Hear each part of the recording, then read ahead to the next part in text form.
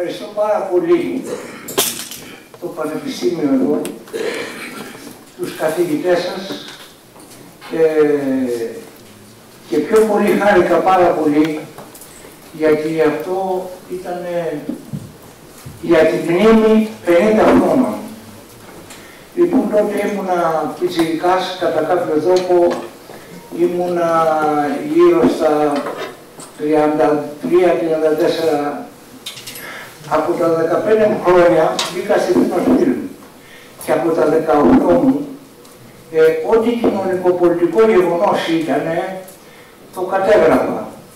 Γιατί είχα πνευματικό μου πατέρα το Βίνο και ο πατέρας μου ο Γιώργος ο Καβουκίδης και αυτός κινηματογραφιστής. Παράλληλα από τις ταινίες που κάνανε, ό,τι και αυτή κοινωνικοπολιτικό γεγονός ήταν, τον ελεύθερο του χρόνο το τραβούσανε. Λοιπόν, αυτό το υλικό που τραβούσανε το κληρονόμησα εγώ και έφτιαξα γύρω το 15 και το 16 μια ταινία μνήμες. Γι' αυτό είμαι ιδιαίτερα χαρούμενος όταν λέμε μνήμη, είναι πολύ σημαντικό για μένα. Αυτό που λέω η δύναμη της εικόνας. Έχω κάνει πολλές ταινίες και του παλιού, είμαι ο ενδιάμεσος κρίκος του παλιού και του νέου ελληνικού κινηματογράφου. Σαν διευθυντής φωτογραφίας, μοντέρ, σκηνοθέτης, παραγωγός, συμπαραγωγός και πολλά διαφημιστικά γενικότερα πολιτισμοί, θεατρική κτλ. Έκλεισαν τα 70 μου χρόνια τώρα και εξακολουθώ να είμαι ενεργός. Θέλω εγώ βασικά με βάση αυτό που λέω της δύναμης της εικόνας και πιάνω από το 36 την περίοδο μέχρι το 52 μνήμες. Από το 52 μέχρι και το εδώ, το 73, το 68, έχω και εκεί πολύ αρχαιακό υλικό, ήμουνα, δεν σας το κρύβω, ήμουνα Λαμπράκης, κινηματογραφούσα και την πρώτη πορεία του Λαμπράκη το 74, το 85, το 77. Το επόμενο που φτιάχνω τώρα είναι αυτή την περίοδο από το 54 μέχρι και το 73. Στη συνέχεια, μετά τη μεταπολίτευση, πάλι έχω πολύ υλικό και θέλω να φτιάξω και αυτή μέχρι το 90 κινηματογραφούσα πριν 35 mm. Βαριές οι μηχανές και τα λοιπά, γι' αυτό και η μέση μου και όλοι αυτοί. Και στη συνέχεια, επειδή μιλήσανε και χάρηκα πάρα πολύ που εγώ ένας κινηματογραφιστής ήρθα εδώ με τους καθηγητές, τους ευχαριστώ πάρα πολύ που με δεχθήκανε, τους άκουσα όλους τους λόγους τους και θεωρώ ότι είναι πάρα πολύ σημαντικό όλες αυτές οι αναλύσεις που κάνανε και δεν θα σας πω πολλά εγώ. Το μόνο που θα σας πω ότι έχω γύρω σε 100 ώρες ακόμα τους αγανακτισμένους από το 10 μέχρι το 15. Τώρα είναι και μια περίοδος που δεν μπορώ να το φτιάξω τώρα γιατί εγώ φτιάχνω, έχω κάνει πολλές ταινίες με το πλατή και τα λοιπά, αλλά συνήθως κάνω ντοκιμαντέρ που έχουν λογοκρισία. Δηλαδή μου αρέσει να κάνω ντοκιμαντέρ που έχουν λογοκρισία, με πάση περιπτώσει. Και το Πολυτεχνείο το παίζανε, τα τελευταία 4 χρόνια δεν το παίζουν. Τις μνήμες παίξανε για 6 προβολές στην ΕΤ, παίξαν τις 3, ήρθαμε στην αλλαγή και τώρα εάν μελάς επών δεν παίζεται. Θέλω να σας πω, θα άρχισα κάτι πολύ λίγα για το τι συνέβη. Όταν έπεσε το άρμα, εγώ το εργαστήριο μου φεύγοντας το 68 από την Φιλμ ήταν Νοταράκι Μετσόβου, γωνία, πολύ κοντά στο Πολυτεχνείο. Και πάνω από το 18 κινηματογραφούσα.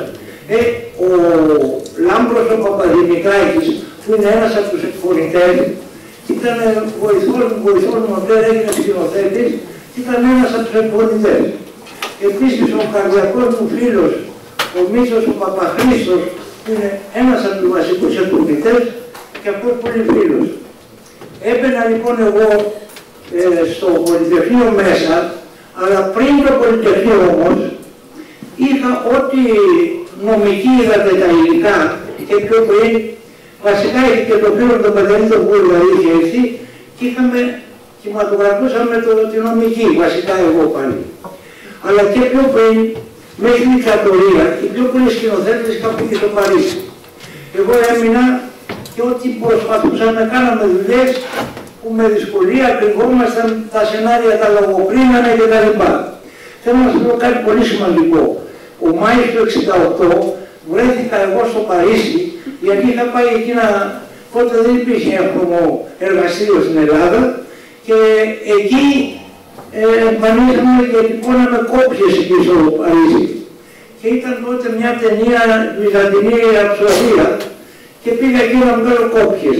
Αλλά πάνω στην περίπτωση, μέσα στο αεροπλάνο, έπεσα στην απεργία, έμεινα εκεί, ζητούσα μια 16άρα μηχανή από τους φοιτητές, από τους κινηματογραφιστές, τραβώσαν όλοι. Εκεί ζούσε τώρα ένας κινηματογραφιστής, ντοκιμαντερίστας, που είχε κάνει το βάθος του ουρανού είναι κόκκινο και μπλε, αν την έχετε δει αυτές τις ταινίες. Και μάλιστα ο Κρίς Μαρκέρ. Ο Κρίς Μαρκέρ ήταν πολύ μεγάλος κινηματογραφιστής, προοδευτικός άνθρωπος κτλ. Και ο φίλος μου ο Κώστας ο Γαβράς που ήταν κινηματογραφούσα τις μαρτυρίες, ήταν και ο Νίκος ο Κούμουλος, γιατί με τον Νίκο είχα κάνει όλες με τη μεταπολίτευση, από τα τραγούδια της Φωτιάς και όλες τις ταινίες κάναμε μαζί με τον Νίκο εκτός από την τελευταία. Γιατί εγώ φεύγοντας από το πλήνο, είχα μηχανήματα, φώτα, κάμερες, διαρανούς κτλ. Και βοηθούσα ό,τι μπορούσα τον νέο ελληνικό κινηματογράφο. Ο Κρίς Μαρκέρ λοιπόν το έστειλα από την πρώτη πορεία που τα έβαλε στο βάθος του ουρανού είναι κόκκινο. Γύριζανε ο Πολέ, ένας σκηνοθέτης Γάλλος, γύριζε μια ταινία στη Σκύρο μέσα στη δικτατορία. Και έστειλα το αρνητικό των δύο πορειών ειρήνης, σαν να ήταν αρνητικό φίλοι να μην μπορούν να το δούνε να περάσει, σαν αρνητικό που δεν τι να πει το ανοίγανε και έτσι έδωσε τον Κρίς Μαρκέρ του φίλου. Να μην πει άλλο πολύ, εκείνο όμως που είναι σημαντικό, μιλήσαν όλοι, σας τα είπαν όλοι με λεπτομέρειες, που βέβαια λεπτομέρειες δεν είδαν τώρα στην ταινία, αλλά εγώ κοίταξα, θα μου πείτε, γιατί έκανες τις μαρτυρίες. Τις μαρτυρίες έκανα και τις χώρισα σε δύο μέρη, γιατί πιστεύω απόλυτα σαν κινηματογραφιστής και πάντα που καταγραφούσα ότι με τη μεταπολίτευση εξακολουθούσε η χουντική να είναι μέσα σε πολλές υπηρεσίες κτλ. Αυτό το είδατε και από τις διαφωνίες των φοιτητών κτλ. Και ότι συνέβαινε. Γι' αυτό με αιχμή του δώρατος τους φοιτητές αποφάσισα να κάνω τις μαρτυρίες και πιο πολύ το ρόλο που έπαιξαν οι φοιτητές σε σχέση που έπαιξε η Χούντα. Ξέρουμε ότι ήταν το ξεκίνημα, ξέρουμε ότι μετά με τον Ιωαννίδη και η Κύπρος που ολοκληρώθηκε και έπεσε η Χούντα. Εκείνο όμως που έχει σημασία είναι όταν έπεσε το τάγκ στην πόρτα, εγώ κινηματογραφούσα πιο νωρίς, από πιο νωρίς μέρα λίγο, και όταν κατεβαίναν τα άρματα από τη Λεωφόρο Αλεξάνδρας, ήμουν στη Λεωφόρο Αλεξάνδρας. Είχε τελειώσει και το φιλμ, γιατί τα 35 mm φιλμ δεν είναι όπως βίντεο τώρα που τραβάς, ήταν τα 120 για τα φιλμ, 120 σασί βαριά κτλ. Κρατούσαν 3 με 4 λεπτά. Είχα ένα βοηθό που βάλαμε άλλα 2. Δηλαδή την ημέρα τραβούσα γύρω στα 12 λεπτά και πιο πριν. Λοιπόν, τελειώσε το φιλμ, αλλά επειδή κρυφά τα έκανα όλα αυτά, εκείνη την ημέρα, πήγα στο θέατρο Πορεία που ήταν ο φίλος μου Γιώργος ο Μιχαλακόπουλος, άφησα τη μηχανή, έπαιζε και η συγχωρεμένη γυναίκα μου ήταν η Σοφία Λούγκου εκεί, ήταν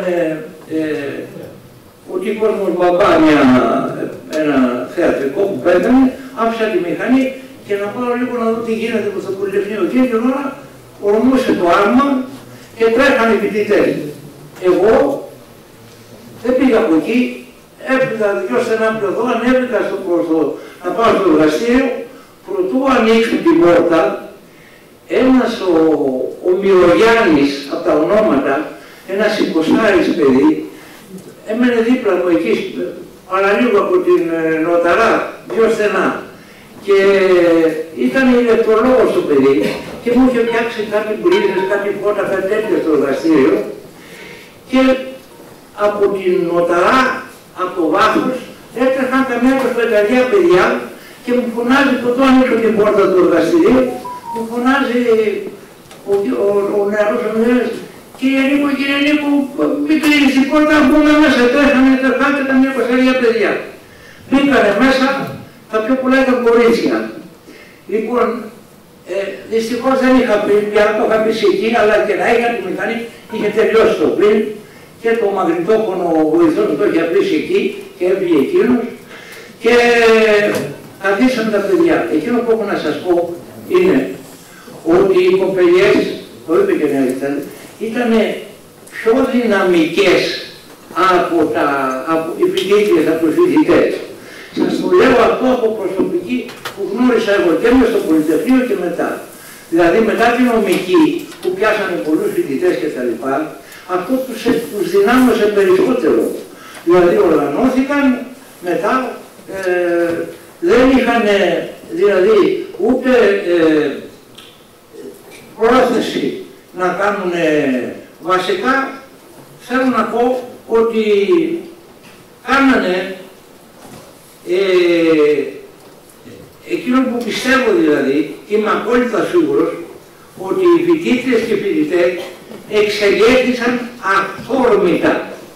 Με τις συζητήσεις που κάναμε και από ό,τι ήξερα και τα λοιπά, ήταν πολύ αυθόρμητα. Δεν διεκδίκησαν κάτι για τον εαυτό τους.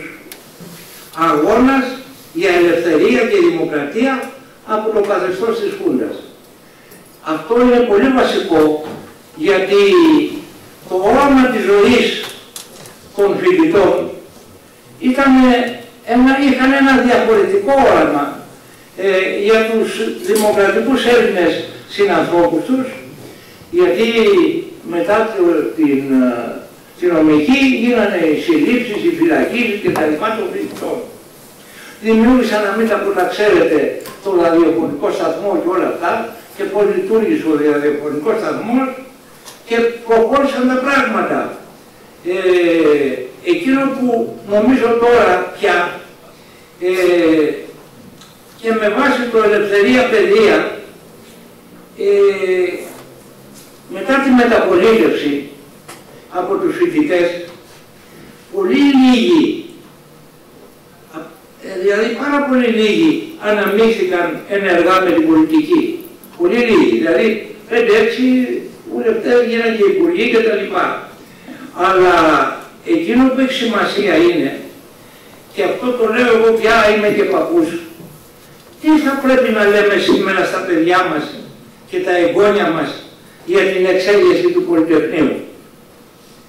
Εκτός από την πολιτική διάσταση, είχε αυτό που είπε και η κυρία από πίσω μου προχτές, είχε και την πολιτιστική. Ο πολιτισμός μιας χώρας είναι το παν για την ύπαρξή της. Πιστεύω δηλαδή εγώ απόλυτα, και το έχω σαν σλόγγαν, ότι η απώλεια της ιστορικής μνήμης σημαίνει απώλεια της ικανότητας να κατανοήσουμε το παρόν και να προβλέψουμε το μέλλον. Αυτά έχω να πω εγώ. Στο τέλος όμως, μια και βρισκόμαστε εδώ, θέλω ένα είδος, όχι καταγγελίας, πολύ μπορεί να το ξέρετε, και τελειώνω με αυτό. Στη Βουλή, στις 11 του Δευτέρου του 2021, όταν ο κύριος Πυρακάκης, που τώρα είναι Υπουργός Παιδείας, ήταν Υπουργός Ψηφιακής Τεχνολογίας και είχαν γίνει τότε ο νόμος αυτή την περίοδο και το στείλαν στη Βουλή για να μπουν η αστυνομία στα πανεπιστήμια κτλ. Από ό,τι θυμάστε είχε γίνει να περάσει το νομοσχέδιο, το οποίο πέρασε, αλλά νομίζω δεν εκτελέστηκε μέχρι τώρα. Αυτό έτσι δεν είναι. Δεν μπήκανε οι αστυνομίες στα πολυτεχνία.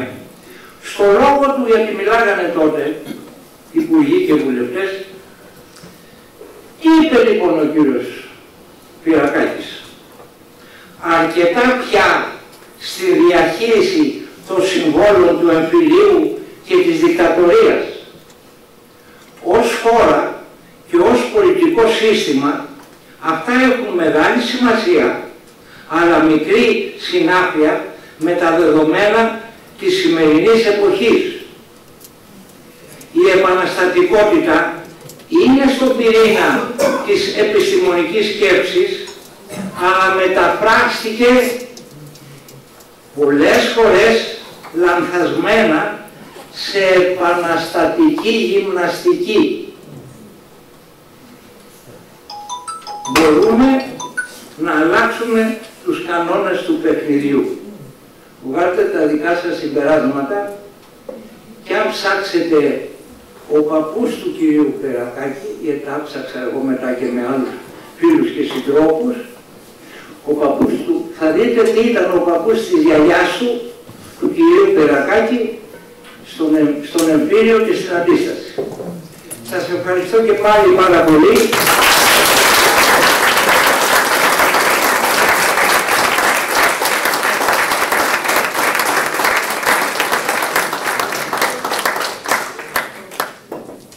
Δεν ξέρω αν έχουμε ερωτήσεις για τον Καβουκίδη. Ναι, βεβαίως. Αλλά σε κάθε να απαντάω να μην τα μαζέψουμε μαζεμένες ερωτήσεις. Από αυτή την ερώτηση. Είναι απάντηση στην τελευταία ερώτηση που έκυψε. Ακούω κάποια ερώτηση και να σας απαντάω στην ερώτηση που έχετε. Αλλά σας είπανε πόσα πολλά οι καθηγητές σας εδώ και θα σας πούνε κι άλλα δηλαδή. Εγώ από τη ματιά του κινηματογραφιστή και αυτό που πιστεύω πολύ στη δύναμη της εικόνας είναι ντοκουμέντο και δεν μπορεί να αμφισβητεί από τίποτα, από κανέναν. Θες να αμφισβητήσεις τώρα από τους ακροδεξιούς, από τους χρυσαυγίτες, από διάβασα όλα τα βιβλία και των καθηγητών και αυτοί που ήταν στο Πολυτεχνείο, προκεί τις απόψεις τους και συμφωνώ απόλυτα με όλους. Θέλω να πω δηλαδή ότι ερωτήσεις τι να μου κάνω, πώς κινηματογραφούσα, από τα μπαστούνια θα καταλάβετε. Έτρεχα παντού και έχω πάρα πολλά υλικά και σας ετοιμάζω, παρόλο που πήρα τώρα αυτή 2 χρόνια, πήγα τα 85, ετοιμάζω όλη αυτή η πορεία, δηλαδή από το 1936 μέχρι το 2015, να φτιάξω άλλα 3 ντοκιμαντέρ, που έτσι εγώ σαν δεν είμαι πολύ γεννήθηκα συνεργασία της δική μου, κοκκινιώτης είμαι, δεν το κρύβω ότι είμαι αριστερών προδιαγραφών, δεν ξέρει κανείς τι ψηφίζω, αλλά πιστεύω ότι ο πολιτισμός, η μνήμη, αυτό που σας είπα, είναι πολύ σημαντικό για τον πολιτισμό του τόπου μας. Οι κινηματογραφιστές, και οι παλαιότεροι και οι νεότεροι, ταξιδεύουν τον πολιτισμό μας και την Ελλάδα μας σε ταινίες τους. Οι παλαιότεροι ταξιδέψανε της παλιάς γενιάς και οι νεότεροι, δηλαδή από τον Μιχάλη, τον Κακογιάννη, τον Κούνδρο, τελευταία ο πολύ φίλος μου, ο Αγγελόπουλος, ο Βούλγαρης, δηλαδή και μέσα στην δικτατορία προσπαθήσαμε να περάσουμε πράγματα και να φτιάξουμε, κατηγράφαμε πράγματα τα οποία τα κρύβαμε σαν αρχαιακό υλικό και γι' αυτό βγήκανε μετά και άλλα πράγματα και είμαι ευτυχής γιατί οι νέοι κινηματογραφιστές, αυτό όμως που φωνάζω εδώ και 40 χρόνια, δυστυχώς δεν έχουμε μια ακαδημία τεχνών. Η Τουρκία, τότε που πρόλαβα πριν 30 χρόνια, έχει 2 ακαδημίες. Τώρα έμαθα ότι έχει παραπάνω από 5-6 ακαδημίες. Η Τουρκία και η Αλβανία έχει μια ακαδημία τεχνών. Εμείς δεν έχουμε ούτε μια ακαδημία κινηματογράφου. Ελπίζω να κλείσω τα μάτια αυτό το μάτι του κινηματογραφικού μου κόσμου να έχει γίνει επιτέλους μια ακαδημία τεχνών και θέλω και από εσάς τους πανεπιστημιακούς και γενικότερα τους καθηγητές αυτό πρέπει να το προωθήσουμε και να γίνει. Δηλαδή έχουμε ανάγκη ο χώρος μας ο κινηματογραφικός, δηλαδή σκηνοθέτες, μουσική, τεχνική, όλο το φάσμα των δημιουργικών συντελεστών έχει ανάγκη από παιδεία κινηματογραφική και παιδεία γενικότερα πολιτισμού. Νομίζω ότι το αξίζει η Ελλάδα, παιδιά μου, να έχουμε μια τέτοια παιδεία. Στη Ρωσία που είχα πάρει το 92, πρωτού κάνει εδώ δύο τηλεόρασεις μωρών, είχαν κάνει σπουδές, είχαν κάνει και τα λοιπά. Τέλος πάντων, σας κούρασα λίγο και πάλι σας ευχαριστώ πολύ.